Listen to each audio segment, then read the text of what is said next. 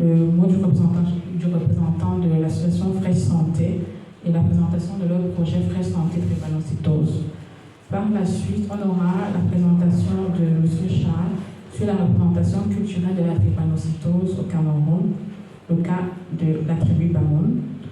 Ensuite, on aura, avec le docteur Joël Sokomak, l'épidémiologie et les rappels physiopathologiques de la drépanocytose, puis les complications chroniques de la drépanocytose avec le docteur Gaston Effa, ainsi que leur prise en charge.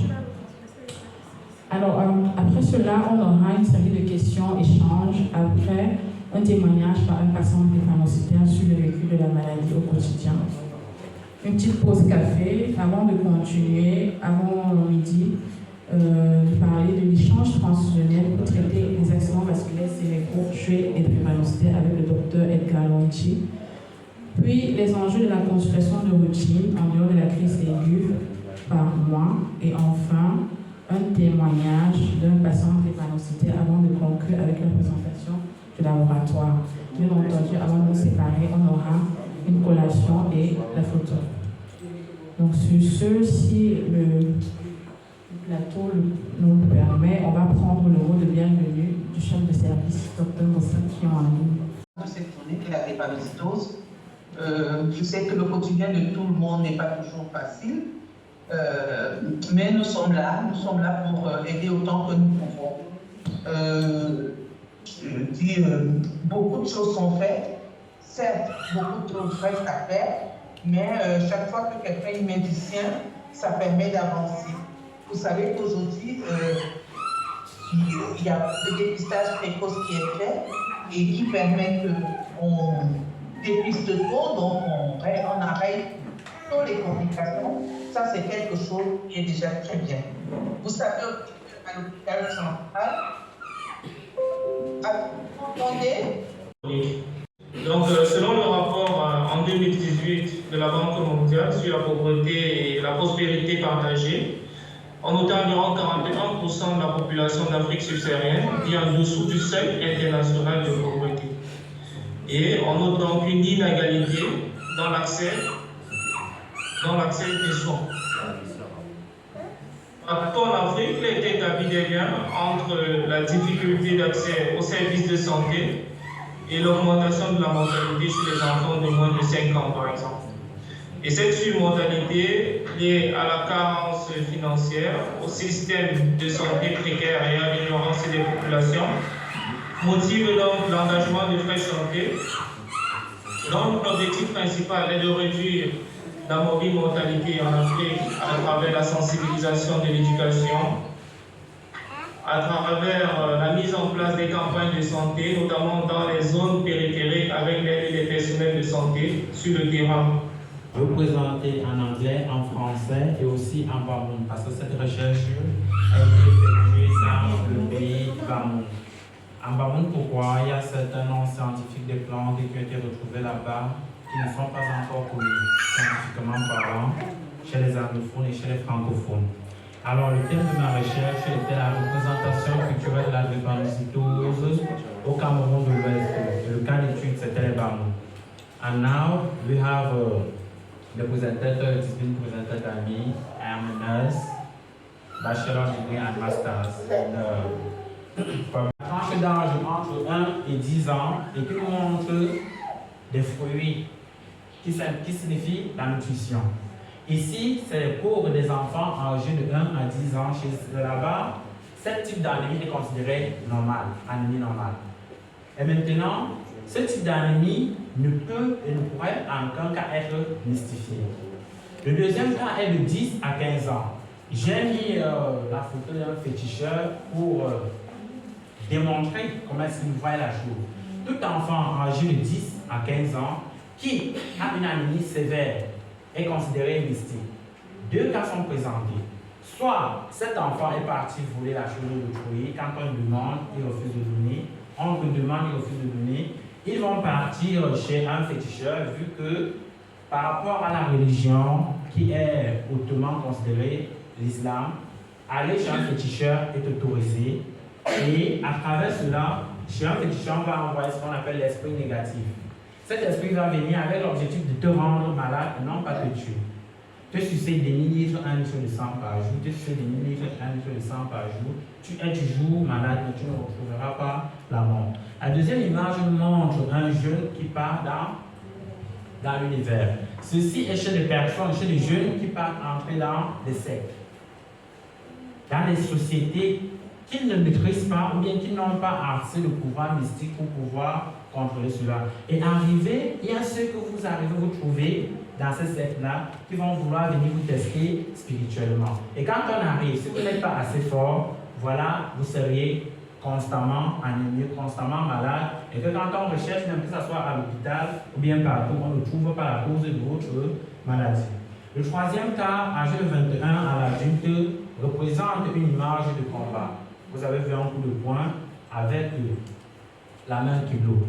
Ceci concerne les personnes malades, hospitalisées, qui ne veulent pas manger, qui ne veulent pas prendre soin d'eux, qui disent « Ah, je suis déjà malade, c'est la mort de Dieu, ça vient ». Ce genre de malades au pays Bamoun représente des cas d'anémie. Qu'est-ce qui se passe pour qu'on ait des douleurs, pour qu'on soit anémié? Et donc j'espère vraiment. Donc j'espère qu'à vraiment à la fin de cette présentation, tout le monde aura compris le mécanisme en jeu dans le corps humain pour avoir toutes ces manifestations cliniques qui sont liées à la présentation. Et mes grands frères sont là-bas, ils vont corriger s'il y a quelques petits couacs. On ne peut pas parler de la drépanocytose sans évoquer le contexte actuel dans lequel on se trouve, sans évoquer sans parler de l'épidémiologie, parce que c'est à partir de là que les pouvoirs publics sauront prendre en considération cette pathologie. On espère qu'après tous ces événements, toutes ces activités que nous avons menées, les gouvernements pourront prendre des mesures nécessaires pour pouvoir prendre en charge les patients drépanocytaires, créer des programmes qui pourront aider tous les malades atteints de drépanocytose. Donc pour nous situer, il faut savoir que selon l'OMS, la drépanocytose est la maladie génétique la plus répandue dans le monde. 300 millions de personnes dans le monde sont porteuses du trait drépanocytaire, c'est-à-dire qu'elles sont AS, elles sont susceptibles de donner la maladie. Et actuellement, on recense 6 400 000 personnes qui sont atteintes de la drépanocytose. Chaque année, 300 000 enfants naissent porteurs de la drépanocytose. Malheureusement, l'Afrique a toujours le mauvais parti, parce que de ces 6 400 000, 80% de ces personnes vivent en Afrique.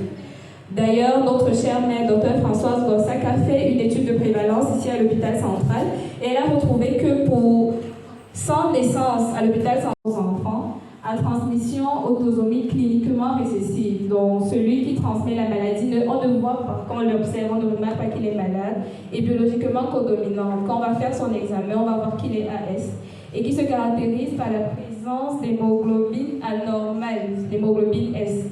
Donc ça, c'est schématiquement représenté comment est-ce que se fait la transmission. Donc on a 2 parents qui sont AS, la plupart des cas, ils le fait apparaître de nouvelles complications qu'il faut connaître, qu'il faut pouvoir reconnaître, qu'il faut pouvoir prendre en charge. Je pense que c'est l'intérêt de la présentation d'aujourd'hui. Aïe aïe aïe aïe aïe. Alors, je suis Dr Epa Gaston, comme Dr Safia dit, je suis hématologue à l'hôpital à Kensini. Et oui, il n'y a plus que l'hôpital central et le CHU qui ont un service d'hématologie. L'hôpital à Kensini doit également un service d'hématologie. Donc, si vous avez vos frères à Douala qui sont drépanocytaires, envoyez-les se faire suivre à l'hôpital à Kensini. La publicité est gratuite. Alors, notre présentation va s'articuler autour du plan ci-contre. On va parler de généralité. Généralité, de cette façon, on va s'appesantir dessus, puisque Dr Joël a déjà beaucoup parlé, Dr Safi a déjà beaucoup parlé aussi. On va parler des complications chroniques. Diapo. Alors, Dr Joël a dit que la drépanocytose était une anomalie héréditaire de la structure du globule rouge dans laquelle le 6e acide aminé de la chaîne bêta, l'acide glutamique, est remplacé par la valine. L'hémoglobine normale est alors remplacée par l'hémoglobine anormale qui est une hémoglobine S. C'était ça, non? Very easy, like, I'm very happy to see all of you who has mobilized yourself to come and wish us well on this trip. Thank you everyone for coming. We don't only wish to see you today, but every day we would really like to see you standing there with us. Please, sickle cell is a very strong disease. We need to stand there because she always make us feel at home. And so that we could also. Parce que c'est vraiment difficile de voir ces gens se battre dans le quotidien avec ces gens de douleur et tout. Donc, c'est un peu nostalgique, quoi. Donc, j'aimerais un peu savoir quelles sont les causes et tout. Que doit-on faire pour éviter cette maladie et tout.